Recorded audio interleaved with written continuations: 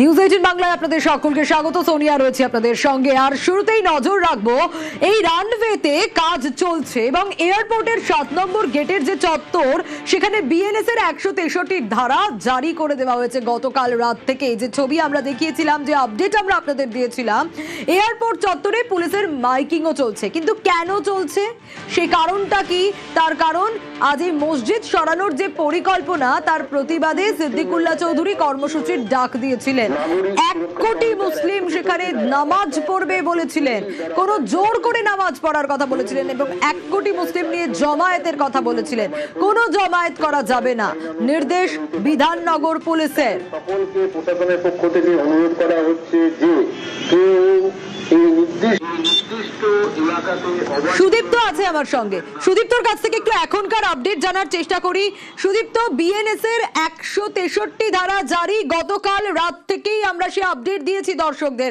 এখনকার এই মুহূর্তের পরিস্থিতিটা জানতে চাইবো।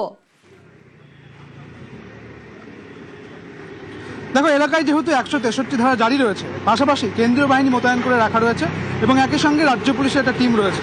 যেটা দেখা গেল যে এয়ারপোর্টের ডেপুটি কমিশনার অফ পুলিশ তিনিও কিন্তু রয়েছেন এবং এই মুহূর্তে রুট মার্চ করা হচ্ছে কেন্দ্রীয় বাহিনীকে নিয়ে। তুমি জানো যে গতকালকে যখন সিদ্দিকুল্লাহ চৌধুরী বলেছিলেন যে 11:30 নাগাদ তিনি ওই গেটের কাছে পৌঁছে যাবেন এবং তিনি সেখানেই কিন্তু বিক্ষোভ করবেন, এবং তার এই পরিকল্পনা মাফিক আজকে দেখা যাচ্ছে ঠিক 11টা নাগাদ ডিসি এয়ারপোর্ট তিনি কেন্দ্রীয় বাহিনীকে সঙ্গে নিয়ে এবং রাজ্য পুলিশের কর্মীদের সঙ্গে নিয়ে, দেখা যাচ্ছে এয়ারপোর্টের ওসি রয়েছেন সঙ্গে, তারা আজকে রুটমার্চ করছেন। রুটমার্চ মূলত এই শক্তি প্রদর্শন বলা চলে, অর্থাৎ অন্যদিকে 163 ধারা যেহেতু জারি রয়েছে, কাজে এই এলাকায় কোনোভাবেই জমায়েত নয়, এই বিষয়টিকেও আরও একবার জানান দেওয়া, অর্থাৎ কোনোভাবেই কোনো জমায়েত করা যাবে না এবং একই সঙ্গে বুঝিয়ে দেওয়া যে যাতে করে কোনো রকম অশান্তির পরিবেশ যদি তৈরি হয় তাহলে তারা সব রকমভাবে প্রস্তুত রয়েছেন।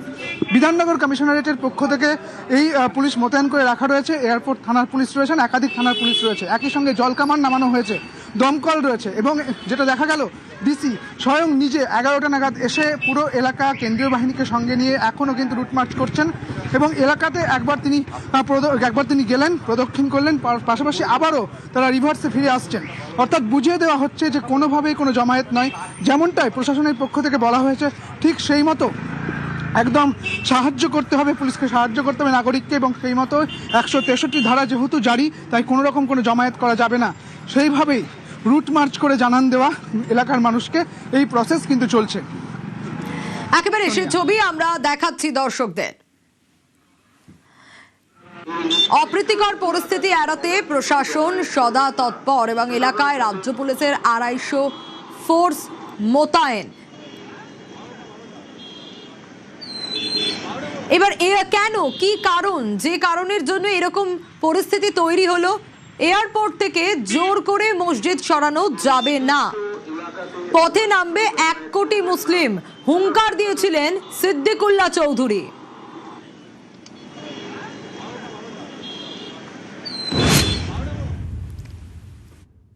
প্রেসার ক্রিয়েট করে মসজিদ নেবেন না। দুটো পয়েন্ট, একটা হলো আলোচনা, আর একটা হলো সারা পৃথিবীর ইসলামী শিক্ষার সূতিকাগার দারুল উলুম দেওবন্দ 150 বছর, তাদের কাছে চিঠি লিখুন, 1 2 3 4 প্রবলেম বলুন, আমি যাব, বলবো। মসজিদ নেবে এয়ারপোর্ট আর আমরা বলবো নিয়ে নেন, নেভা। নিজের হাতে মসজিদ আমরা দেব না। 17 জুলাই শুক্রবার দিন 1 কোটি মুমিন মুসলমান বাংলায় শান্তিপূর্ণভাবে প্রতিবাদ করবেন। এছাড়া গণতন্ত্র, ধর্মনিরপেক্ষ বন্ধুদের বলবো, আমাদের আবেদনে আপনারা সামিল হবেন, দোয়া আশীর্বাদ দেবেন।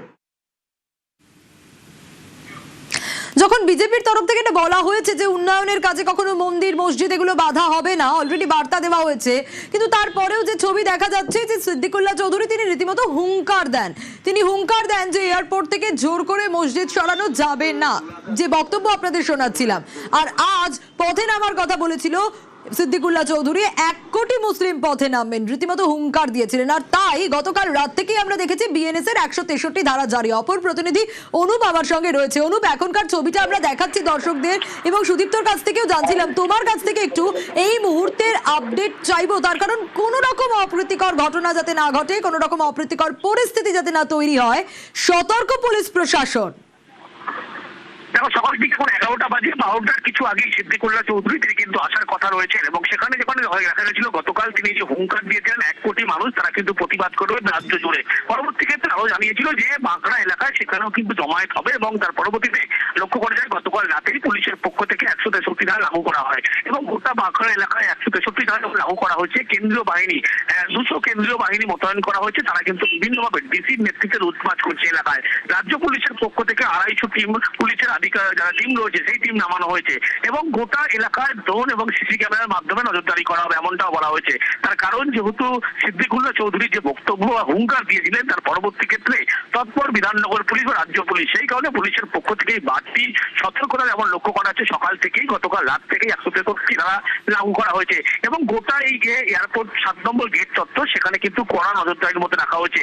দুপুর ঠিক 12টার সময় নামাজ হওয়ার কথা রয়েছে এবং সেখানে বহু মানুষ তারা কিন্তু যখন জমায়েত করার কথা রয়েছে এবং সেখানে যখন যাবেন, আগে দেখা গেল কিছুক্ষণ আগে মনসুর আলী যিনি এই বাগড়া মসজিদ কমিটির সদস্য তিনি যেমন আসলেন পুলিশের সঙ্গে কথা বলেন, কিন্তু পুলিশের পক্ষ থেকে বলা হলো কোনোভাবে কোনো রকম এখানে কিন্তু তারা মাইকিং বা কোনো কিছু যেমন হচ্ছে কোনো জমায়েত করতে পারবে না। এই গোটা যে একেবারে যে পুলিশের পক্ষ থেকে কঠোর নজরদারির যেমন ব্যবস্থা রাখা হলো সব মিলিয়ে বলা চলে পুলিশের পক্ষ থেকে 163 ধারা লাগু করার পরে বাড়তি তৎপরতা লক্ষ্য করা যায় এয়ারপোর্ট চত্বরে। যদিও বলা হয়েছে কোনো রকম জমায়েত করা যাবে না বা এই মসজিদ বাঁকড়া এয়ারপোর্টের ভিতরে যে মসজিদ সেখানে নামাজ পড়া যাবে না। পাশের যে মসজিদ সেখানে তারা যেতে পারে এবং সেখানেই তারা যাতে নামাজ পড়ে। যদিও দুপুর 12টায় তাদের এখনো আসার কথা রয়েছে, তার পরবর্তী ক্ষেত্রে পুলিশের পক্ষ থেকে কড়া যে মনোভাব কড়া যে পদক্ষেপ নেবে এমনটা বলাই চলে। বেশ অনুপ, অবশ্যই আমাদের নজর থাকবে। দীর্ঘদিন আগে সমস্যার সমাধান হওয়া উচিত ছিল। তৃণমূল জমানায় সদিচ্ছার অভাবেই সমাধান হয়নি, সরব কেন্দ্রীয় শিক্ষা প্রতিমন্ত্রী সুকান্ত মজুমদার। তৃণমূল যে সাহস দেখাতে পারেনি, বিজেপি দেখাবে। ইসলামিক দেশেও উন্নয়নের জন্য সরানো হয় মসজিদ। দেশের স্বার্থ সবার আগে। দ্বিতীয় রানওয়ের সম্প্রসারণের জন্য মসজিদ সরানোর কথা বলা হয়েছে। বহুদিন থেকে এটা পেন্ডিং ইস্যু, কোনো সরকার সাহস দেখায়নি, আমাদের সরকার সাহস দেখিয়েছে। তারা আন্দোলন করতে পারে, আন্দোলন করার অধিকার তো সবার আছে। তো আমার মনে হয় দেশের স্বার্থে দশের স্বার্থে ভারতবর্ষ ছেড়ে দিন। ইসলামের তো মূল জায়গা সৌদি আরব, সেখান থেকে ইসলামের উৎপত্তি হয়েছে। সৌদি আরবে 100 ঘটনা আছে যেখানে মসজিদ সরানো হয়েছে, বহু ঘটনা ঘটেছে। তাদের স্বার্থে, সেই দেশের স্বার্থে তারা সরিয়েছে, মানুষের স্বার্থে সরিয়েছে। আইনের পথে হাঁটতে পারেন, সেটাতে কোনো অসুবিধা নেই, কেউ তো আটকাতে পারে না। কিন্তু ভারতবর্ষের ইতিহাসে যদি দেখা যায় এরকম আগে কি এসছে, তাহলে খুঁজতে গেলে তার মসজিদ খুঁজে পাওয়া যাবে না, অন্য কিছু খুঁজে পাওয়া যাবে। আগে তো মসজিদ ছিল না, 1400 বছর আগে মসজিদ বলে কিছু ছিল না, 1400 বছরের আগে। অনেক আগেই বিমানবন্দর চত্বর থেকে মসজিদ সরানো উচিত ছিল, দাবি পরিবহন মন্ত্রী অর্জুন সিং এর। এটা তো ভারতবর্ষ আছে, তো পাকিস্তান নয়। উনি বিক্ষোভ করবে না হয়ে যাবে। রানওয়েতে মসজিদ থাকবে নাকি? অনেক আগে সরিয়ে দেওয়ার কথা ছিল, এবার সরানো হচ্ছে, সরানো হবে।